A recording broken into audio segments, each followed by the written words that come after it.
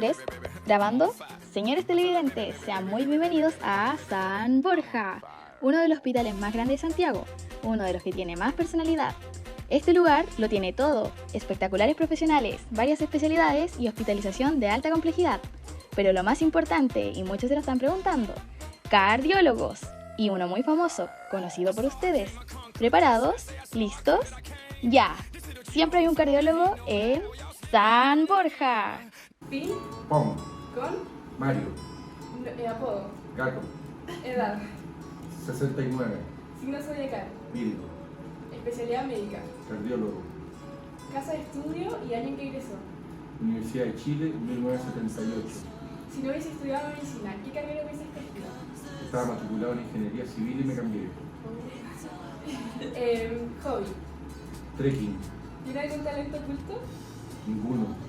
Grupo favorito, Beatles. recuerdo chistoso de su época como estudiante de medicina. Cuando me tuve que cortar el pelo, porque andaban pelándonos en primer año de medicina. Me lo tuve que cortar yo. Rápidamente, porque si no nos dejaban así rapados casi. Eso es lo más chistoso. Ya. ¿Palabra chistosa o que le cause una frase médica que le cause gracia? Este paciente necesita este examen, porque si no, no le podemos dar el alta. Eso es lo más chistoso. El paciente está listo para irse de alta. No, necesito un examen. Siempre reclamo por eso. Sí, eso es la práctica diaria. Ya. Por otro lado, desde las comodidades de su hogar vía Zoom, nos espera alguien importante de la comunidad sebastiana, también conocida por algunos de ustedes. Les presentamos a la doctora Sofía Nordenflich. Nombre, Sofía Nordenflich. apodo, Sofi, edad, 30, casa de estudios y año de egreso, Universidad San Sebastián, 2021. signo zodiacal. Afines, ¿no? Mire, Si no hubiese escogido medicina, ¿qué carrera hubiese estudiado? yo creo que alguna otra relacionada con el área de la salud. Yo quizá me habría quedado en química, pero no sería feliz. Hobby, Yo creo que ver series. Ahora en realidad. talento oculto, No sé cuál es mi talento oculto, no tengo. palabra, frase médica que le parezca graciosa, Síndrome. Los médicos más. Síndrome. Neumonía. bien. Canción favorita o grupo musical favorito, Bad Bunny. 20 me enseñó la cédula. Y ahora volvamos al hospital y comencemos la entrevista. ¿Qué es lo que más le gusta de ser médico? Mira, yo diría que fundamentalmente cuando uno ve que un paciente está respondiendo y se está mejorando. Yo creo que la mayor satisfacción en la práctica de la medicina es esa, ver que tu trabajo sirve, el mejor resultado. Yo creo que el contacto con las personas, eso es como lo que más me gusta. Y poder hacer muchas cosas. Porque siendo médico te puedes dedicar prácticamente a lo que queráis. Y puede que un día queráis atender pacientes, el otro día dedicarte a la investigación, después hacer clases. Entonces es como una carrera bien variada y que yo creo que nunca te vaya a aburrir. ¿Qué opinas del sistema de salud en Chile? Yo lo encuentro bueno, obviamente que tiene muchas cosas que se pueden arreglar, pero lo encuentro bueno. Mal que mal, he trabajado 43 años en un hospital público. Por alguna razón será, ¿cierto? Tiene sus cosas buenas, como el GES, como la ley Ricardo Soto, pero el sistema público o el hecho de que haya un sistema público y uno privado, donde en el privado en el fondo uno tiene mucho más beneficios, las cosas son más rápidas, funcionan mejor, y en el público se demoran más las cosas, a veces no funcionan tan bien. Para mí no es el sistema ideal, pero aún así, si lo comparamos con otros países que tienen un sistema así, creo que no estamos tan mal. ¿Por qué escogió su especialidad? ¿Por qué escogió su especialidad? Sí, pero a mí me gustó la cardiología desde el segundo año en medicina, cuando estudié fisiología. ¿No? Ustedes están en eso, ¿no ven? Entonces yo estudié fisiología cardiovascular y realmente me fascinó. Dije, esto voy a hacer yo, cardiólogo. Y ahora me enseña más. Y más encima ahora lo puedo enseñar. Además, cuando uno quiere algo, lo entiende bien, ¿ya? Y siempre uno está aprendiendo cosas, siempre. Nunca para de aprender, puede transmitir mejor, ¿cierto? Es que yo me voy a ir a España, entonces en España las especialidades son un poco distintas, porque acá uno hace una especialidad y una subespecialidad, y allá son todas especialidades. Y yo siempre me ha gustado medicina interna, de hecho es a lo que me dedico a hacer clases, a los alumnos del Félix le hago medicina interna, entonces es como lo que me gusta. Pero allá tú hacías el tiro a la subespecialidad, lo que aquí se llamaría subespecialidad, entonces lo que quiero hacer es hacer gastro. ¿Qué consejo le hubiese gustado recibir mientras era estudiante y qué aprendió después con la experiencia clínica? Fue haberme especializado en algo, pero en el extranjero. Eso, lamentablemente, nunca lo he hecho, nunca lo hice, y hubiera sido una cosa que hubiera generado un salto un poco mayor en mi formación, o más rápido. ¿Qué consejo? Yo creo que no estresarse tanto, como que uno le da importancia mucho a las notas, a las pruebas, se autoexige mucho y al final ya son cosas que pasan y hay cosas más importantes, como que uno va viviendo su proceso. Siempre va a haber gente que sepa más que tú, entonces uno no saca nada cuando dice, ay, no sé nada, porque siempre vas a encontrar que sabéis menos que el que tenéis al lado, que es especialista, subespecialista. Entonces, como ir viviendo tu proceso día a día nomás. ¿Qué he aprendido con la experiencia clínica? Yo creo que a ver al paciente como persona y no como la enfermedad en sí, como de que cada paciente en el fondo con todas sus comorbilidades y su estilo de vida se presentan distintos con cada enfermedad, entonces al final uno puede saberse muy bien las enfermedades, pero si no trata a su paciente como un todo, te va a ir mal. Entonces uno tiene que tratar de ser un poco más integral en su atención. ¿Qué le hubiese gustado aprender en la escuela de medicina que nunca se me enseñaron? Aprender como otra cosa. No, fíjate, en la parte médica pienso que la formación de la escuela misma fue bien completa. Me hubiera gustado aprender a tocar piano. Pero no necesariamente con la escuela de medicina, pero... Un curso de imágenes y también cursos más que tengan que ver como con no tanto con materia, sino con cómo relacionarse con las personas, o un ramo que haga que no se te olvide que estás tratando con personas y que esas personas tienen sentimientos y ya el hecho de ser paciente genera como una gran vulnerabilidad, entonces como que... Y el médico se termina despersonalizando mucho, pues, y se olvida de eso, entonces quizás en séptimo, en internado sería bueno, también de cómo hablarle a la gente, los médicos muchas veces somos bien pesados o se nos olvida que la persona que tenemos al lado no entiende nada de medicina, entonces como eso, como el lenguaje no verbal, las habilidades blandas, todo eso. ¿Cuáles cree que son las características que distinguen a un buen médico? Yo diría que, mirándolo así muy en resumen, saber escuchar a los pacientes. Eso es lo primero. Primero hay que saber escuchar al paciente. Y por eso que una de las cosas que yo he hecho, que hemos criticado, que he hecho de menos, que ha cambiado mucho, es estar sentado frente a un computador y no frente al paciente. En muchas partes, esto está aquí, el paciente está detrás de la pantalla. ¿Qué estás viendo? ¿A quién estás viendo?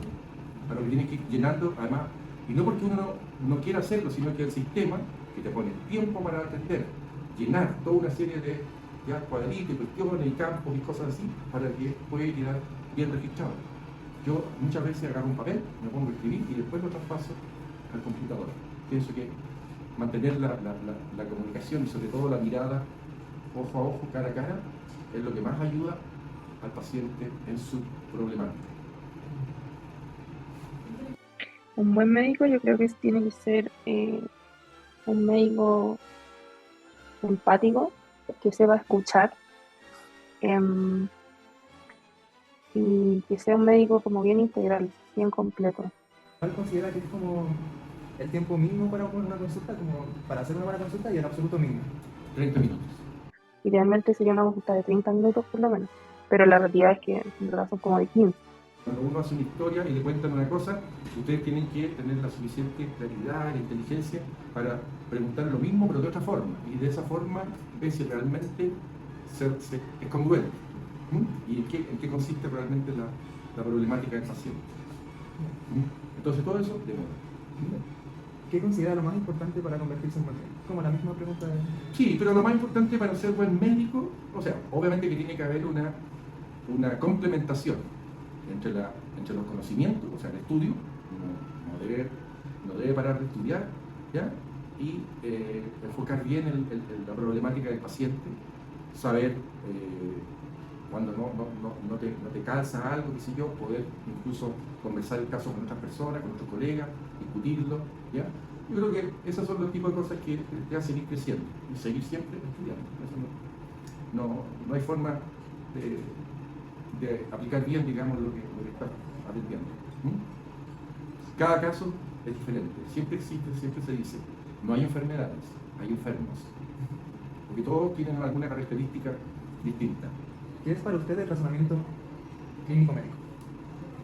Yo creo que es como la integración de la información, de los conocimientos, aplicar, y yo en esa cosa que lo he dicho muchas veces, y yo me acuerdo que era una frase que nosotros teníamos en la época de la escuela, que decía razonar fisiopatológicamente, ¿ya? Cuando tú tienes un paciente, por lo menos en la parte cardiovascular, esta cosa se cumple. En la parte cardiovascular, cuando tú encuentras síntomas y signos, ¿ya? Esos están producidos por algo, entonces tú tienes que saber por qué están producidos, cuál es la causa, qué es lo que los está produciendo. Entonces ahí llegar un poquito al análisis, digamos, integrado y poder decir, sí, aquí hay un síndrome de este tipo, hay un síndrome de este otro tipo, y la causa la veremos con los exámenes, con los estudios, ¿ya? Y eso es lo que te va a conducir después a enfocar el tratamiento. Ahora, incluso con la inicial evaluación del síndrome clínico que tiene el paciente. Como de ver al paciente como persona y no como enfermedad, como de considerar, para llegar a un buen diagnóstico, considerar como todos los ejes, hacer una buena entrevista, hacer un buen examen físico y como considerar todas sus otras patologías, todos los medicamentos que está tomando, como... Si pudiese viajar al pasado y hablar consigo mismo, ¿se aconsejaría seguir en la carrera? ¿Qué otro consejo le daría? No, de todas maneras, siempre, ninguna duda. Sí, obvio que sí, seguir en la carrera todo el rato. Yo estudié kine antes 3 años y no me gustaba. Así que sí, yo creo que el día de hoy soy muy feliz de haberme cambiado de carrera y lo volvería a hacer. Yo creo que lo mismo que dije antes, de como no tomarse la velocidad, pero no estresarse tanto, vivir cada proceso paso a paso. ¿Qué hace para generar un diagnóstico? ¿Cómo ha cambiado su experiencia de hacer diagnóstico a través de los años? A ver, yo diría que no hay una receta, no hay una cosa así, una pauta general. O sea, obviamente hay pacientes en los cuales uno se demora mucho en hacer el diagnóstico. Hay que pensar siempre que un síndrome clínico o una expresión de una enfermedad puede tener varias causas. Ahí está abierto a que pueden ser otras, no la primera que uno piensa, ¿ya? Así que en el fondo lo que hay que estar haciendo siempre es un análisis interpretativo de los síntomas, la historia, cómo responde a los medicamentos, que eso también existe, que uno puede hacer lo que se llama la prueba terapéutica. La prueba terapéutica es en base a un esquema que uno tiene, que puede ser apoyado por algunos exámenes, ¿ya? Entonces empiezas a tratarlo como si fuera eso. Si el resultado es positivo, te reafirma. Si no, tienes que pensar en otras posibilidades, en otras alternativas. Siempre hay que estar abierto y no cerrarse y decir, yo digo que tiene esto y esto es lo que tiene que tener. Eso es imposible, ¿no? Claro. Yo diría que fundamentalmente de esa forma. Y pensando más también en la pregunta anterior del razonamiento, como cuando recién se recibió de médico versus ahora, ¿cómo ha cambiado su proceso de...? Es que yo creo que más que cambiar el proceso de razonamiento, uno lo que va haciendo con los años es que vas integrando y vas aprendiendo a utilizar recursos de forma más rápida, ¿ya? Eso te lo va dando la experiencia, ¿ya? La experiencia te ayuda en ese sentido, ¿ya? Pero yo no pido exámenes en general indiscriminadamente, no es cosa. Parece fácil, pero eso es costoso. Es demasiado encarecer el sistema. Bueno, primero una buena anamnesis, como una buena historia clínica, y según lo que yo puedo recabar en esa anamnesis, tengo como un diagnóstico presuntivo, ¿cierto? Y según eso, uno va dirigidamente al examen físico a buscar lo que puede que tengas según mi sospecha, y ya con eso en mi mente, en el fondo, hago como un diagnóstico, como un mapa conceptual, así, un flujograma que diga como un diagnóstico sindromático y de ahí las posibles causas, y según eso uno va como tomando decisiones. Y cuando era estudiante, yo creo que era más como que no sé, pues si me llegaba un paciente con dolor abdominal, lo veía mucho más general. Como que uno cuando ya sale de la carrera capaz es como que te das cuenta que al final todo importa y eres capaz de integrar todo. No decir como esto se va por allá, esto se va por allá, esto se va por allá, sino que todo importa y con eso yo llevo un buen diagnóstico. ¿Qué información toma en cuenta para hacer un diagnóstico? A ver, es que eso va un poco en lo mismo. La información que uno tiene que tomar en cuenta, primero, es la historia clínica. ¿Qué es lo que cuenta el paciente? Como les digo, dar vuelta a las preguntas para corroborar los síntomas, a ver si realmente son esos.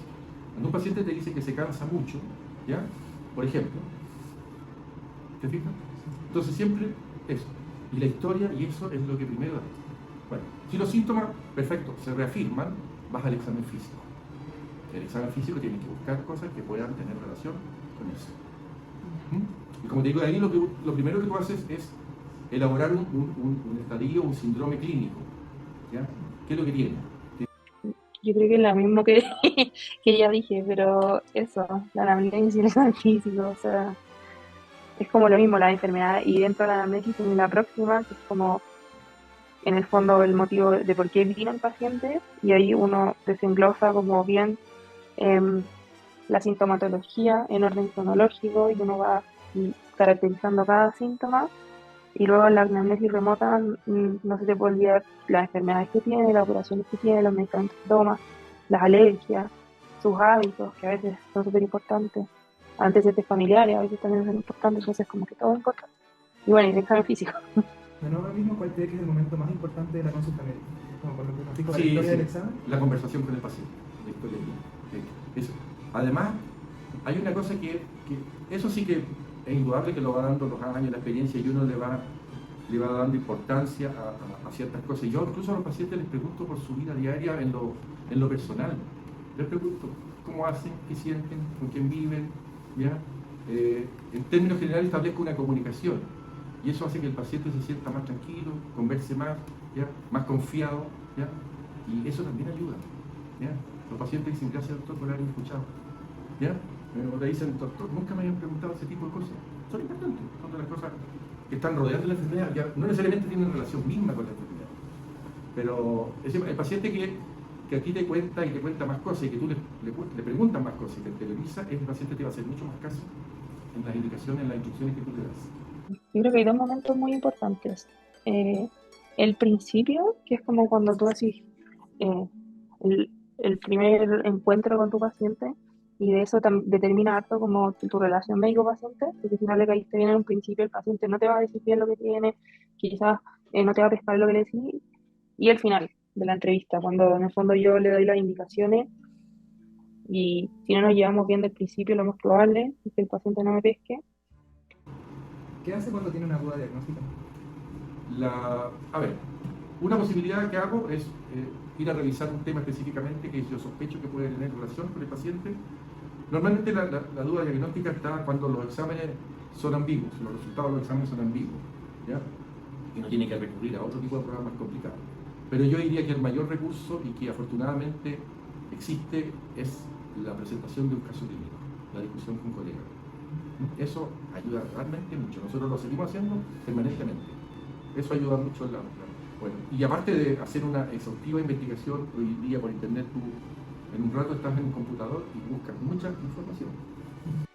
Yo creo que lo hablo como con mis amigos médicos, con mis colegas, principalmente. Y ya cuando se escapa como de mi conocimiento con alguien que es más especialista en el tema, o sea, un especialista en eso. Bueno, y también cuando dudo, además de preguntarle a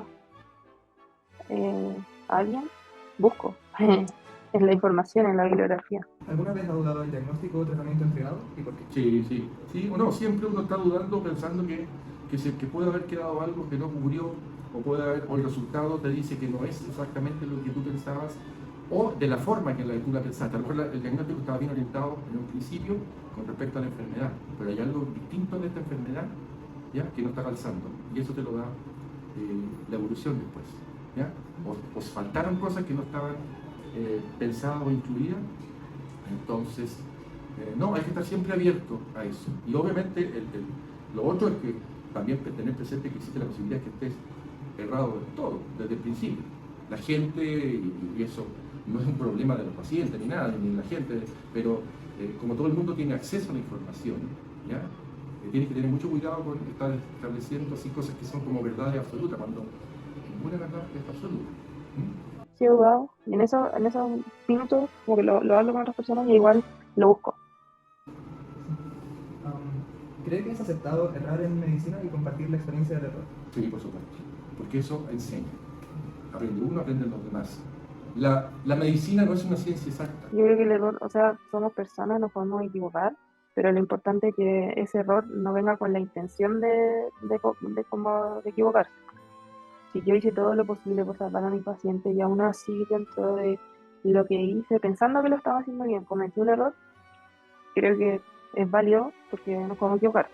Pero si tú te equivocaste, pucha, sabiendo que quizás no te sabías la dosis y le llegaste y la pusiste porque te dio lata a buscar la dosis correcta, eso creo que no, po. Eso no puede ser, creo yo. Como que si es aceptado compartir las experiencias de los errores.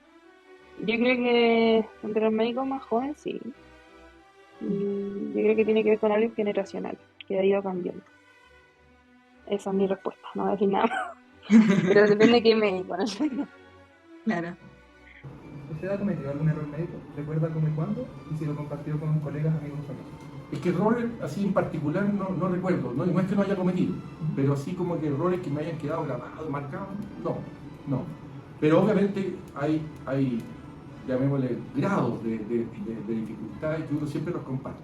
O sea, no un error, pero una vez tenía una paciente que no era mía, o sea, que me la pasaron como de un día para otro, y la cosa es que tenía que ir a un procedimiento y falleció en el procedimiento.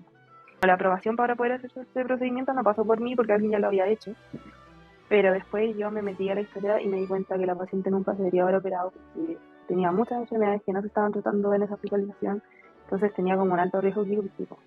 Yo no tenía nada que hacer porque me la pasaron como cuando ya estaba hecho todo, pero mi moraleja para mí misma, como que uno deja mi historia y el que viene después copia y pega, como no hacer eso, no confiarse del que vino antes, como no tú ver como a tu paciente todo el rato como si fuera de cero, sobre todo en el contexto de un paciente hospitalizado. De nuevo con lo mismo, como ¿cree usted que se puede comunicar al paciente las incertidumbres diagnósticas y terapéuticas? Sí, ¿no? ¿Por qué? Sí, o sea, hoy en día lo peor es que uno a un paciente, si tú estás pensando una cosa, no le digas nada, se te va a notar además. Claro. Además, tú tienes que transmitir lo que efectivamente uno siente, lo que está pensando, lo que está haciendo y el por qué.